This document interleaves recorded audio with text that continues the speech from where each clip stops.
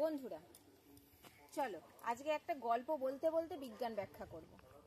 আমরা যারা ভারতবাসী, আমরা ভারতবাসীরা ইতিহাসে পড়েছো তোমরা যে আর্য আর অনার্যদের মিলনে আমরা সৃষ্টি হয়েছি। আর্য যারা ছিল তারা খুব লম্বা ছিল, চুলটা স্ট্রেট কাট ছিল, দেখতে সুন্দর ছিল। আর যারা অনার্য ছিল তারা বেটে ছিল, চুলটা কোঁকড়ানো ছিল এবং একটু স্থূল ছিল, মোটা ছিল। তো দুজনের যখন মিলন হলো তার ফলে কিন্তু আমরা পরবর্তী ভারতীয় বংশধররা এইভাবে এগিয়ে চলেছি। তো আমাদের অনেকেরই দেখবে চুল কারুর বা কোঁকড়ানো, কারুর চুল বা স্ট্রেট। এখন না হয় বিভিন্ন মেশিন বেরিয়েছে করে নিচ্ছে, সে ব্যাপারটা আলাদা, কিন্তু জিনগত বৈশিষ্ট্য অনুযায়ী কারুর বা চুল কোঁকড়ানো, কারুর বা চুল স্ট্রেট। তো এই চুলের যে বৈশিষ্ট্যটা, এটা হচ্ছে অটোজোম ঘটিত বৈশিষ্ট্য। আবার কেউ কেউ আছে যার একটু বয়স হয়ে গেলেই চুলে টাক পড়ে যায়। ছেলেদের এই যে কানের লতিটা, সেখানে চুল গজায় এবং বংশ পরম্পরায় সেটা কিন্তু হতে থাকবে, মানে তার থাকলে তার ছেলের হবে, তার নাতির হবে, এইভাবে হতে থাকবে। তো এটা হচ্ছে ওয়াই ক্রোমোজোম ঘটিত বৈশিষ্ট্য। আবার কিছু রোগ হয়, যেমন বর্ণান্ধতার হিমোফিলিয়া, অর্থাৎ কালার চিনতে তাদের অসুবিধা হয়, লাল সবুজ। আর হিমোফিলিয়াটা কি আমি নিশ্চয়ই আরেকদিন আলোচনা করব।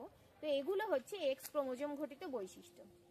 তো এই যে ক্রোমোজোমের একটা ভ্যাবাচাকা খাওয়া ব্যাপার, তো সেখানে দেখবো ক্রোমোজোম দু ধরনের হয়, একটা হচ্ছে অটোজোম, একটা হচ্ছে সেক্স ক্রোমোজোম। এই যে দুটো ক্রোমোজোমই কিন্তু, দু ধরনের ক্রোমোজোমই কিন্তু আমাদের কোষের ভেতরে বসে আছে।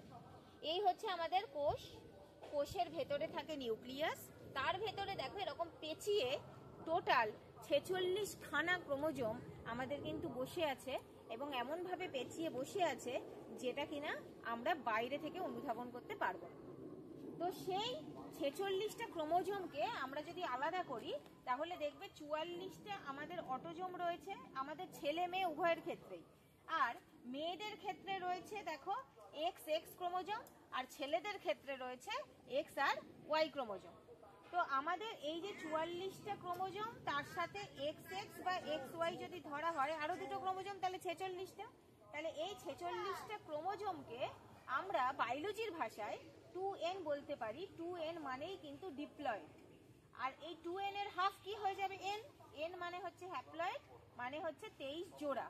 23 জোড়া মানে কি দেখো, 1 নম্বর ক্রোমোজোম দুটো, 2 নম্বর ক্রোমোজোম দুটো, 3 নম্বর ক্রোমোজোম দুটো, এইভাবে চলতে চলতে 22 নম্বর ক্রোমোজোম দুটো, তাহলে হয়ে গেল 44টা।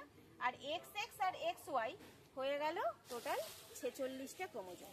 তাহলে 44টা ক্রোমোজোমকে বলবো আমরা অটোজোম, আর এক্স এক্স আর এক্স ওয়াই এটাকে বলবো আমরা সেক্স ক্রোমোজোম।